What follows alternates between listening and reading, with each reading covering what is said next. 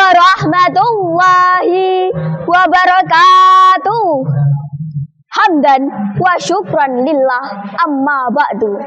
Puji syukur alhamdulillahi rabbil alamin. Marilah kita haturkan kehadirat Allah subhanahu wa ta'ala, Tuhan semesta alam.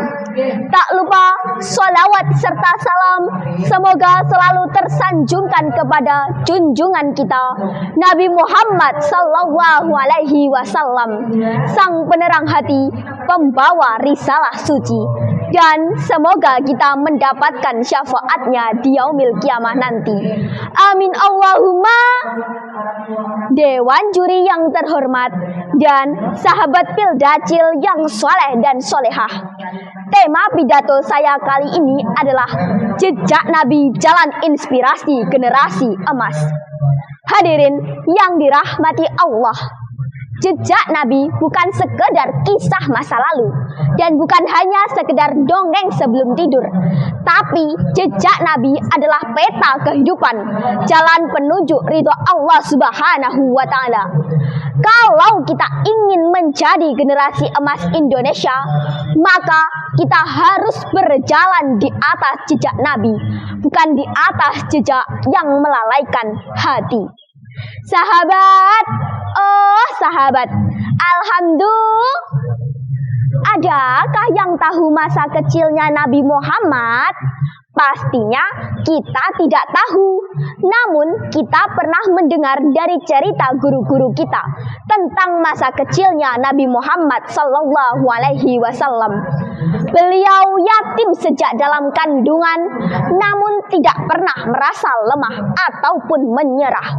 Beliau tumbuh dengan kejujuran yang luar biasa hingga mendapatkan gelar Al-Amin yang berarti terpercaya.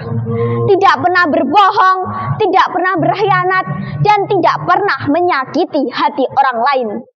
Dari sinilah kita belajar bahwa generasi emas bukan hanya cerdas pikirannya, tapi juga bersih hatinya, kukuh imannya, dan berakhlakul karimah dimanapun dia berada. Betul apa betul teman-teman? Hadirin sang mengharap syafaat Nabi. Kalau Rasulullah bisa menjadi pemimpin dunia dengan akhlak, kenapa kita tidak bisa memimpin masa depan dengan kebaikan? Kalau beliau bisa menebar kasih tanpa pamrih, kenapa kita mudah marah dan iri hati? Kalau beliau bisa menahan diri ketika dihina, kenapa kita justru membalas dengan amarah? Rasulullah sallallahu alaihi wasallam bersabda, Bismillahirrahmanirrahim, khairun nasi anfa'uhum linnas, yang artinya sebaik-baik manusia adalah yang paling bermanfaat bagi manusia lainnya. Hadis riwayat Ahmad. Hadirin rahimakumullah, dari hadis di atas, maka kalau kita ingin menjadi generasi emas, jadilah manusia yang membawa manfaat untuk diri sendiri, untuk sesama, untuk agama, dan untuk bangsa. Bukan generasi yang sibuk mengejar dunia, tapi generasi yang mengejar surga. Wahai sahabatku, mari kita tapaki jejak Nabi dengan hati yang ikhlas.